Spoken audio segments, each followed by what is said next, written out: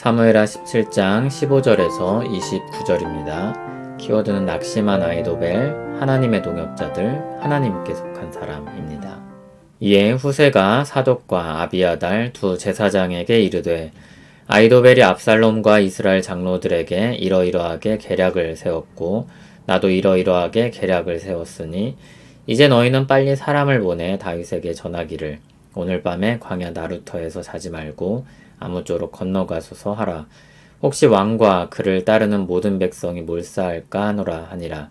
그때 요나단과 아히마아스가 사람이 볼까 두려워하여 감히 성에 들어가지 못하고 에느로길가에 머물고 어떤 여종은 그들에게 나와서 말하고 그들은 가서 다윗 왕에게 알리더니 한 청년이 그들을 보고 압살롬에게 알린지라. 그 두 사람이 빨리 달려서 바울임 어떤 사람의 집으로 들어가서 그의 뜰에 있는 우물 속으로 내려가니 그 집 여인이 덮을 것을 가져다가 우물 아귀를 덮고 찌은 곡식을 그 위에 널매 전혀 알지 못하더라. 압살롬의 종들이 그 집에 와서 여인에게 묻되 아히마스와 요나단이 어디 있느냐 하니 여인이 그들에게 이르되 그들이 시내를 건너가더라 하니 그들이 찾아도 만나지 못하고 예루살렘으로 돌아가니라. 그들이 간 후에 두 사람이 우물에서 올라와서 다윗 왕에게 가서 다윗 왕에게 말하여 이르되 당신들은 일어나 빨리 물을 건너가소서 아이도벨이 당신들을 해하려고 이러이러하게 계략을 세웠나이다. 다윗이 일어나 모든 백성과 함께 요단을 건널세 새벽까지 한 사람도 요단을 건너지 못한 자가 없었더라. 아이도벨이 자기 계략이 시행되지 못함을 보고 나귀에 안장을 지우고 일어나 고향으로 돌아가 자기 집에 이르러 집을 정리하고 스스로 목매어 죽음에 그의 조상의 묘에 장사되니라. 이에 다윗은 마하나임에 이르고 압살롬은 모든 이스라엘 사람과 함께 요단을 건너니라. 압살롬이 아마사로 요압을 대신하여 군 지휘관으로 삼으니라. 아마사는 이스라엘 사람 이드라라 하는 자의 아들이라. 이드라가 나하스의 딸 아비갈과 동침하여 그를 낳았으며 아비갈은 요압의 어머니 스루야의 동생이더라. 이에 이스라엘 무리와 압살롬이 길르앗 땅에 진친이라.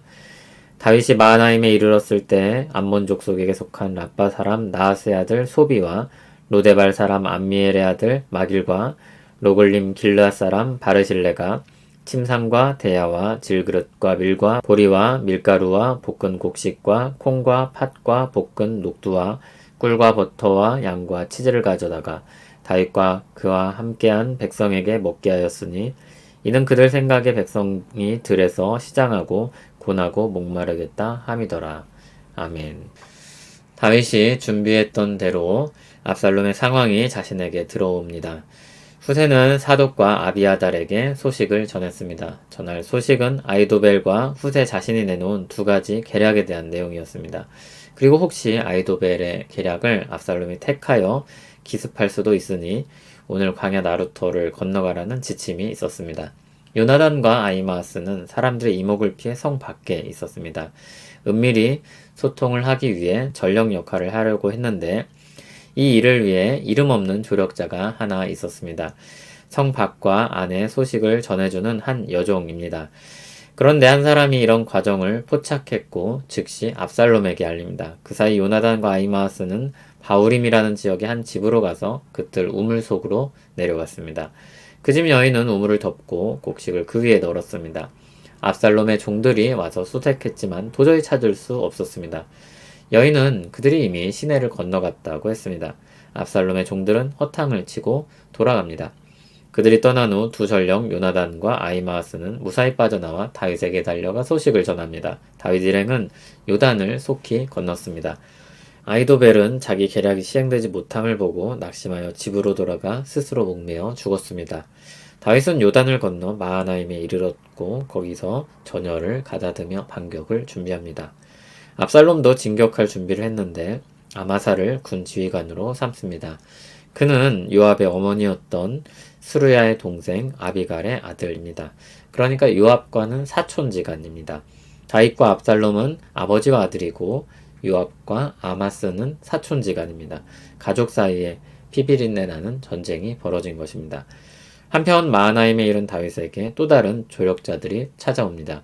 소비, 마길, 바르실레입니다. 그들은 풍성한 보급품으로 다윗 일행을 먹였습니다. 하나님은 다윗의 길에 수많은 조력자들을 붙여주셨습니다. 후세와 사독과 아비아달은 압살롬 곁에 있으면서 다윗을 돕고 있었습니다. 소식을 전하기 위해 한 여종과 요나단과 아히마아스 그리고 이름 모를 한 여인도 도왔습니다. 다윗이 마하나임에 이르렀을 때는 3명의 부유한 이방인이 도왔습니다. 그렇게 여러 사람들을 통해 하나님이 보호하시고 인도하시는 역사가 일어납니다. 하나님은 주권적으로 역사하십니다. 그런데 항상 초자연적으로 일하시는 것은 아닙니다. 많은 경우 주님의 사람들을 통해 일하십니다.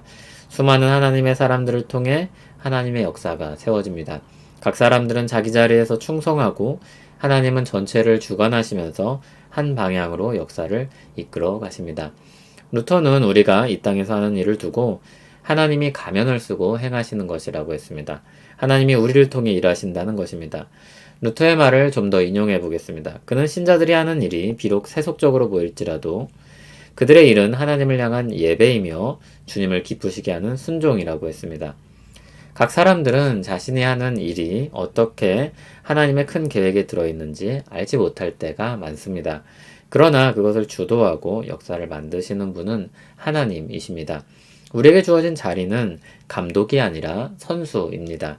이렇다 저렇다 말을 늘어놓을 것이 아니라 하나님이 두신 자리에서 섬기는 사람들입니다.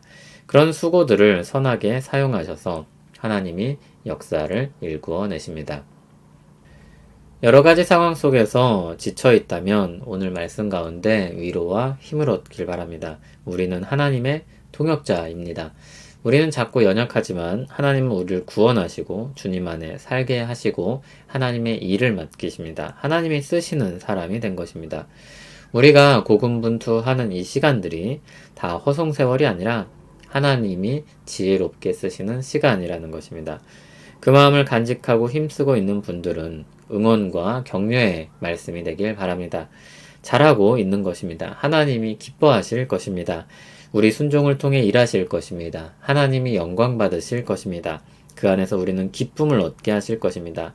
우리 하루하루가 주 안에서 주로 말미암아 더 풍성해지길 소원합니다.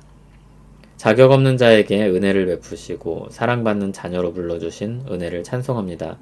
우리를 통해 주님의 일을 이루게 하시니 감사합니다. 영광스럽게 부르신 부르심에 응답하기를 원합니다. 힘과 지혜를 주시고 사랑을 더하여 주시옵소서. 풍성히 열매 맺는 삶이 되게 하옵소서. 예수님 이름으로 기도합니다. 아멘.